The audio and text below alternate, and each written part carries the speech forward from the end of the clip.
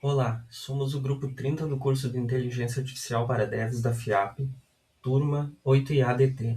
Nesse vídeo apresentaremos o Tech Challenge Fase 4, um sistema de monitoramento hospitalar multimodal. O desafio pede um sistema que acompanhe continuamente o paciente a partir de 3 fontes de dados diferentes. Vídeo, para detectar movimentos fora do padrão, áudio para transcrever a consulta e identificar termos críticos, e séries temporais para detectar anomalias em sinais vitais, prescrições e movimentação, gerando alertas para a equipe médica. Implementamos as 3 entregas, cada uma com seu dataset público e sua própria validação contra uma fonte de verdade, Ground Truth. Um aviso importante aqui, né? O sistema é exclusivamente acadêmico e não deve ser usado para diagnóstico, prescrição ou qualquer conduta clínica real. Aqui vemos a arquitetura, são formadas por 3 pipelines independentes, um por modalidade. O de vídeo roda o OpenPose sobre a gravação, converte os key points em ângulos articulares e detecta desvios posturais. A saída é um relatório e um vídeo anotado. O de áudio envia consulta para o S3 na AWS, transcreve com a Amazon Transcribe, extrai achados clínicos com o Comprehend Medical, o sentimento com o Comprehend e traduz com o Translate. A saída é um relatório clínico bilíngue para uso da equipe médica. O de anomalias roda um modelo Isolation Forest sobre sinais vitais e movimentação, e uma regra de degrau sobre a dose prescrita de oxigênio, e alimenta a fila de plantão, que é o alerta automático pedido no item 3 do enunciado. Uma decisão aqui do grupo que vale explicar, né? As 3 modalidades não se fundem num sinal único. A razão é dos dados. Os datasets abertos escrevem populações distintas. Não existe o mesmo paciente nas 3 fontes. Uma camada de fusão exigiria uma correspondência que as fontes públicas não ofereceram. O que integra o trabalho é uma arquitetura comum. Mesma estrutura de módulos, menos disciplina de validação contra a fonte da verdade, e o mesmo baseline não supervisionado onde ele cabe. Deixa eu abrir a tela aqui para mostrar. É assim que a equipe médica usa tudo isso, né? Uma aba por modalidade, vídeo, áudio e anomalias. Ela abre na fila de plantão, porque num plantão é a primeira pergunta se há paciente precisando de atenção. As outras abas se consultam quando se já tem uma pergunta. Repare no rodapé, ele nomeia as 4 fontes e diz explicitamente que não há indivíduo em comum entre elas, né? Então, está na tela, não só no relatório, porque ler as 3 fontes como se fosse um histórico único teria consequência clínica. Passando agora para as entregas. A entrega 1, que analisa vídeos de sessões de reabilitação física, né? O dataset que usamos é o REHAB246, de acesso aberto no Zenodo, né? Contém vídeos RGB a 30 fps com rótulos de execução correta e incorreta por repetição. Esse rótulo é o que nos permite validar depois os desvios detectados, né? E não apenas exibidos em tela. A decisão nossa de arquitetura central, né? O OpenPose, modelo OpenPose em binário externo, que só extrai os key points em JSON. Todo o resto do pipeline é Python puro, processando esses arquivos. Isso isola a dependência mais pesada, né? A compilação C++ e CUDA em um artefato pré-compilado. Sobre os key points, calculamos 9 ângulos articulados, o tronco, quadris, joelho esquerdo e direito, ombros esquerdo e direito e cotovelos esquerdo e direito. E um frame é sinalizado como desvio pela união de 2 técnicas aqui. O Z-score, robusto, por mediana, e o MAD, que diz qual articulação desviou, e o modelo Isolation Forest multivariado, que marca frames globalmente atípicos no vídeo. Eu vou executar a aplicação e vou acelerar o vídeo e volto depois, tá? O processamento é um pouco lento.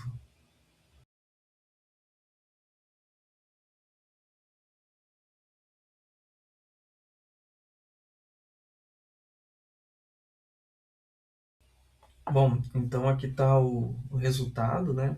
Eu escolhi o vídeo PM034, que ele é um pouquinho mais curto, né? Ele tem uma abdução de perna de 37 segundos. com 10 repetições, 5 corretas e 5 incorretas, né? À esquerda aqui, então, a gente pode ver os ângulos ao longo do tempo, né, da execução, com as faixas rosa marcando os instantes de desvio, né, e à direita o vídeo com o esqueleto Body 25 sobreposto, né. A borda vermelha sinaliza o frame com desvio e o osso do ângulo responsável fica destacado em vermelho, né. Então, a equipe médica pode conferir aqui tudo nesse vídeo. Eu tenho também aqui o vídeo original, em que foi executado o processamento, né, do OpenPose. Né, então, ele não tem o esqueleto e depois a gente vê o resultado com o esqueleto. A gente executou também 3 experimentos, né, durante o desenvolvimento, e pode ser visto os resultados lá no relatório técnico, né, com mais detalhes, né. A gente usou um exercício bem longo, né, de agachamento, um de abdução de perna, que foi esse que a gente demonstrou, e o outro de abdução de perna, a perna direita. Esse aqui, PM006, a gente fez teste com pessoas ao fundo, tá? Vale dar uma olhadinha aqui no relatório para conferir. Vamos apresentar agora a entrega 2, né, o processamento de áudio de consulta médica. O dataset tem 272 consultas simuladas em formato OSCE, publicadas no Figshare em domínio público, com áudio de 11 a 15 minutos e transcrição humana revisada. Com essa referência de transcrição que a gente permite medir o erro do serviço da AWS, né, em vez de apenas exibir o resultado na tela. Uma observação aqui é sobre o provedor, né? O enunciado do Tech Challenge sugeria usar o Azure, né, Cognitive Service, mas o material de aula da fase 4 não usou o Azure, né, e a FIAP liberou a AWS para nós. A equivalência é direta aqui, né, o transcribe no lugar do speech, o Comprehend Medical no lugar do Analytics for Health, o Comprehend geral ali para sentimento, né, porque o Comprehend Medical não tem operação de sentimentos, né. Vou abrir aqui o app de áudio, né, para a equipe médica aqui sugerido. Aqui no seletor a gente colocou os áudios que já foram processados, a gente colocou uma tagzinha aqui informando que eles, se forem reprocessados, eles são sem custo, tá? Então não vai fazer a consulta na AWS de novo. Eu vou demonstrar um aqui que ainda não foi processado, e depois a gente vê o resultado. Eu vou acelerar o vídeo também, porque ele demora um pouco para ser executado.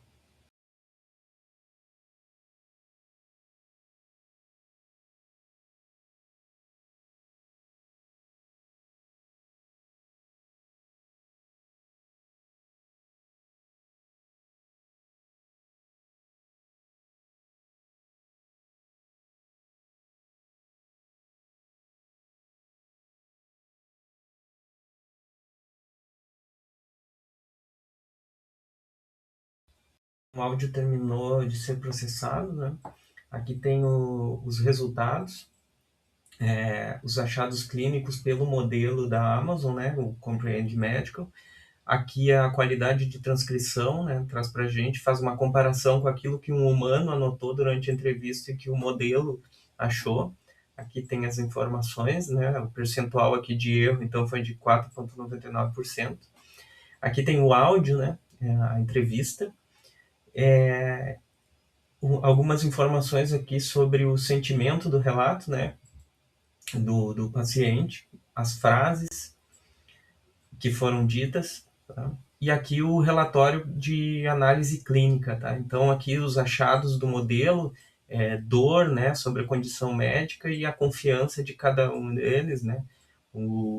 Aqui o paciente relatava que o peito estava bem, né? Então o modelo detectou todas esses achados durante a entrevista. Tá? Os sintomas que foram negados, então o modelo também traz essas definições com os tipos, né? E aqui os trechos que sustentam os achados, né? A gente colocou a frase em inglês e a tradução logo abaixo aqui, que foi feito com o Translate da AWS, e o que foi encontrado em cada relato. Tá? Então, o tom do relato também, né? Negativo, sentimento negativo, é uma consulta onde o paciente sempre vai ser negativo, né? A gente colocou mais porque o trabalho pedia essa informação, né? Aqui no console da AWS a gente tem o MP3, né? Que foi feito o upload para o S3.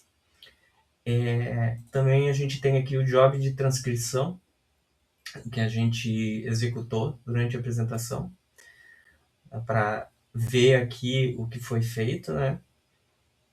Com a tradução e a separação aqui do áudio, identificando o orador 0 é o médico, o orador 1 é o paciente. Tá?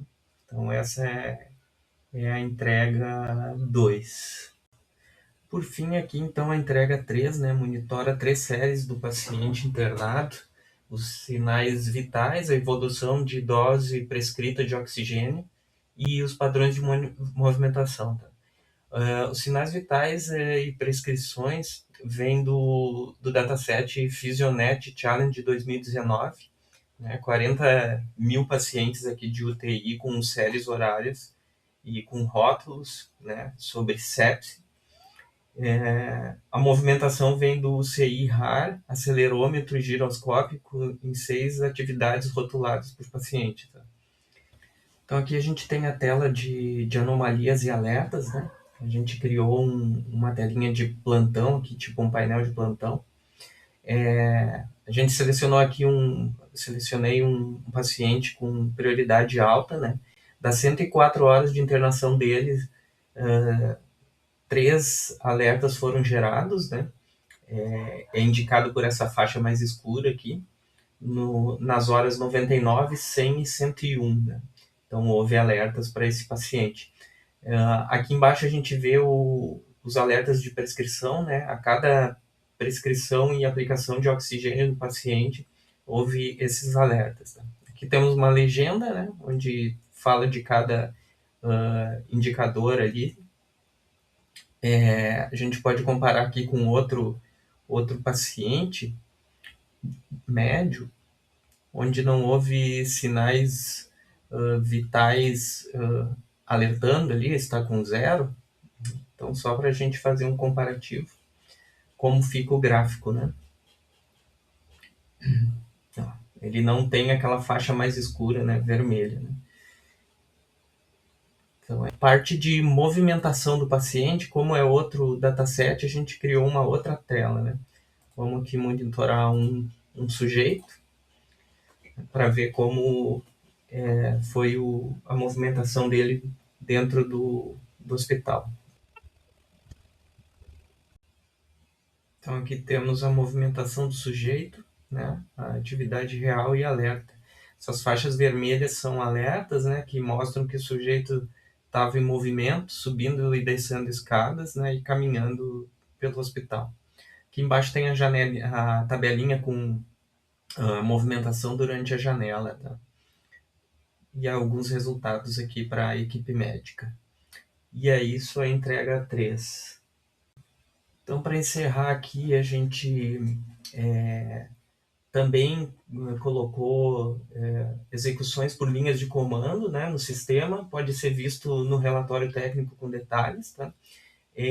Sobre os alertas em tempo real não foi possível, porque a gente não tem a gente pegou datasets prontos e não datasets de linhas temporais geradas automaticamente. Tá? Então, os alertas são mais visuais ali do que alertas enviados por push ou algo do tipo. O relatório técnico e todo o código-fonte está no GitHub. E obrigado pela atenção. Grupo 30, FIAP e IA para Devs.